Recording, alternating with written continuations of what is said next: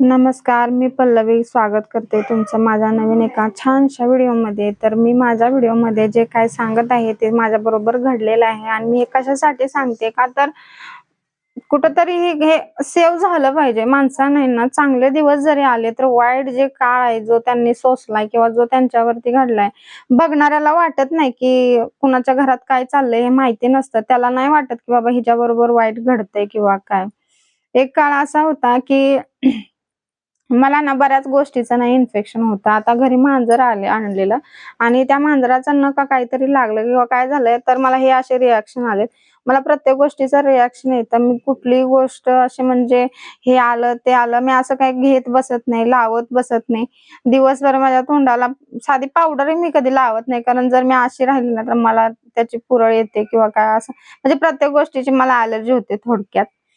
तर माझं लग्न झालं. लग्नाच्या नंतर मुलगी झाली. मुलगी झाल्याच्या नंतर ह्यांनी जॉब सोडला. जॉब सोडल्याच्या नंतर 1.5 वर्षाच्या नंतर ज्यावेळेला मुलगी माझी 1.5 वर्षाची होती तेव्हा मला दुसरी प्रेग्नन्सी झाली. ती प्रेग्नन्सी 3 महिन्याच्या नंतर मी असं म्हटलं, पण त्या प्रेग्नन्सीचे 4 महिने कंप्लीट झाले होते आणि त्या बाळाचं जे वजन होतं ते 3 महिन्याची प्रेग्नन्सी मध्ये जितकं वजन असतं इतकं होतं. त्याचे ठोके दिसत नव्हते. मग ते मिसकॅरेज झालं. उन्हाळ्यामध्ये मिसकॅरेज झालं माझं. आणि माझ्या दोन्ही मुलांच्या ज्या डिलिव्हरी आहेत त्या पण एप्रिलमध्ये म्हणजे उन्हाळ्यामध्येच आहे. आणि लग्नानंतर आहे ना आम्हाला त्यांनी स्वतःच्या घरी झोपायला जागा दिली नाही. माझे 4 नंबरचे सासरे असं म्हणजे मांजरीन जशी एखादी आपली पिल्लं घेऊन 7 घर गोल गोल गोल गोल फिरती, असं माझ्या बरोबर घडलेलं आहे. हे जे मी व्हिडिओ टाकते ते मी माझ्या मुलांसाठी टाकते, माझ्या मुलगीनं बघावं म्हणून टाकते. म्हणजे आज ती लहान आहे पण एक ना एक दिवस तर ती मोठी होणारच आहे, हाय ना. त्यावेळेला आपण कदाचित विसरेन मी माझ्या बरोबर बाबा हे घडलं होतं किंवा ते घडलं होतं. विसर पडतो माणसाला. ज्या वेळेला माणसाला सुखाचे दिवस येतात त्यावेळी माणूस दुःख जे भोगलेलं आहे ना तो विसरण्याचा प्रयत्न करतो आणि ते बरोबर पण आहे. वाईट गोष्टी म्हणे लक्षात ठेवू नये. पण माझं मत थोडं उलट आहे आणि थोडं स्पष्टच आहे, कारण वाईट दिवस जर माणसाने लक्षात नाही ठेवले तर त्याला चांगल्या दिवसात आहे ना त्याचे विचार बदलतात, त्याचा बघण्याचा दृष्टिकोन बदलतो. तर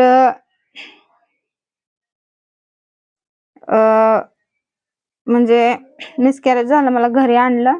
घरी आणल्याच्या नंतर अशा खोलीमध्ये आम्ही झोपत होतो नवरा बायको. आजही ती खोली आहे, कुठे गेलेली नाही. आणि कोणी जरी आलं ना तर ते तर मी पुराव्यानिशी दाखवू शकते. ती खोली अजून पण आहे, जी माझ्या 4 नंबरच्या सासऱ्यांची, म्हणजे ते सांगलीला राहतात. त्या खोलीला ना खिडकी आहे. असं म्हणजे दिवसा सुद्धा तिथं उजेड येत नव्हता. एखादी काळ कोठरी कशी असते अशी ती खोली. लग्नात 2-2 फॅन आले असून सुद्धा आम्हा नवरा बायकोला त्यांनी एक सुद्धा फॅन लावू दिला नाही. एवढा त्यांचा त्यावेळेला मिजाज होता. एवढा. आज सगळंच खुटले. सगळं म्हणजे सगळं खुटले. म्हणजे काय चालतच नाही त्यांचं.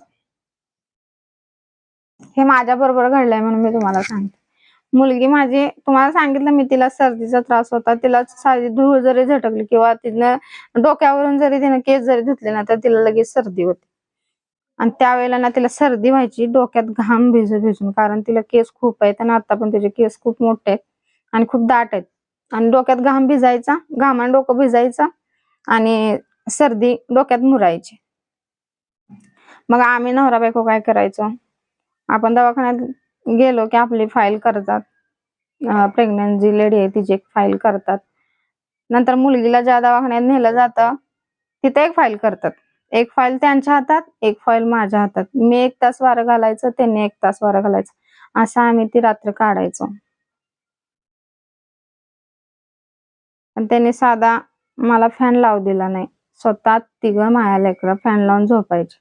पण माझ्या मुलाला त्यांनी फॅन लावून दिला नाही. त्यांचं फक्त एकच, ते काय मला बोलत नव्हते, म्हणत नव्हते किंवा आम्ही तुझ्या बरोबर हे असं मुद्दाम करतोय हे जाणवू देत नव्हते. पण त्यांना त्यावेळेला हे कळत नव्हतं की आपण आता काय केलं पाहिजे. आपलं नातवंड आलंय, आपण काय केलं पाहिजे. जर 8व्या दिवशी ना माझी नणंद माहेरी यायची सासरच्या लोकांशी भांडून. एकदा काय झालं, नवीन मी आणि हे मामा, हे असं आता कसं हे प्री वेडिंग शूट आणि असं बोलायचं हे ते असं काय काय सुद्धा नव्हतं. म्हणजे मनात एक आदब असायचा माणसा बरोबरचा किंवा एक म्हणजे कसं तरी वाटायचं बोलायला, सगळ्यांच्या समोर बोलायचं नाही. आजही त्यावेळेची सवय मी आजही माझ्या मिस्टरांच्या बरोबर हॉलमध्ये असं बसत नाही. म्हणजे नाही का, आपली मर्यादा सोडून वागत नाही. हम्म. मग ह्या म्हणजे नणंद माझी डिलिव्हरी झाली, तिला मुलगा झाला दुसऱ्यांदा. घरी मी आधीच सांगितलं की माझ्या घरी मी कधीच कोणाची डिलिव्हरी झालेली किंवा बाळंतीण काय असते किंवा बाळंतीणचं पथ काय असतं हे मला माहिती नव्हतं. मग तरी पण ह्यांची जी आजी होती ना, मी तिला सगळं विचारायचे.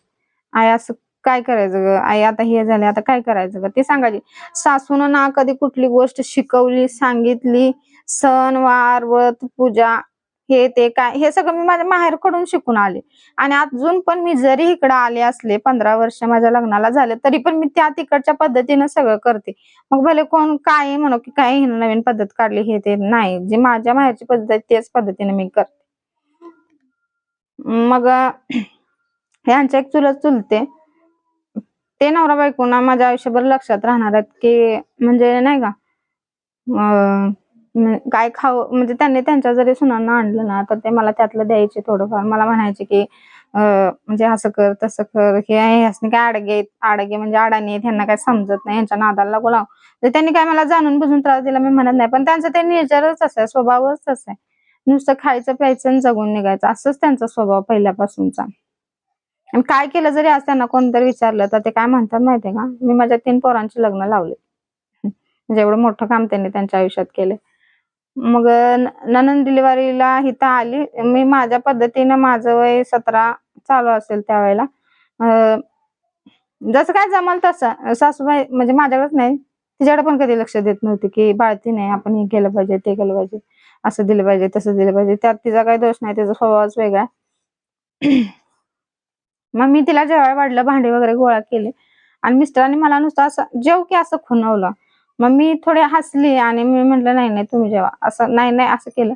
तिला काय झालं काय माहिती, तिनं आम्हाला म्हणजे तिचं बी ताट धरलं, नवराच बी धरलं, धरून बेताडावर फेकलं. अन्नाला कधीच लाथाडू नये असं म्हणतात. आणि माझा स्वभाव आज माझ्या घरात दिवसाआड नॉनव्हेज असतं. मी आठवड्यातून 2 वेळा गोड पदार्थ करते.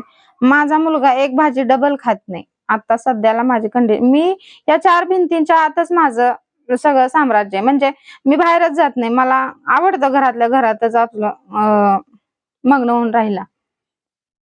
तर आज आहे ना इतकी वाईट कंडिशन आहे. मी म्हणते देवाला की बाबा चांगली बुद्धी येऊ दे आणि असं काय कुणाबरोबर वाईट नको घडायला.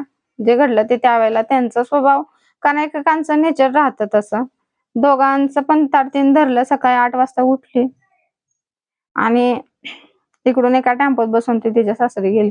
काय तिला म्हणलं नाही, काय बोललं नाही, काय नाही. असं म्हणजे एकदम असं एखाद्या जसं पोटात असताना अभिमन्यू नाही का अर्धवट गोष्ट सांगून चक्रव्यूहात उडी टाकली, असं माझं व्हायचं. की मी म्हणायची की सगळं करायचं तर मी प्रयत्न करते, पण माझं चुकतंय काय, मी काय नाही केलं तरी पण माझ्यावरच कसं काय येते, माझ्या बरोबरच असं काय घडतंय, असं माझं व्हायचं. मग काय नाही, काय तर झालं की रात्रभर रडायचं, सकाळी आणि उठायचं आणि जैसे ते दिनचर्या चालू. मग त्यावेळेला पण नाही का बाळतीन गेली, हिच्यामुळे बाळतीन गेली, बाळतीनचं तर काय कोण काय करतच नव्हतं.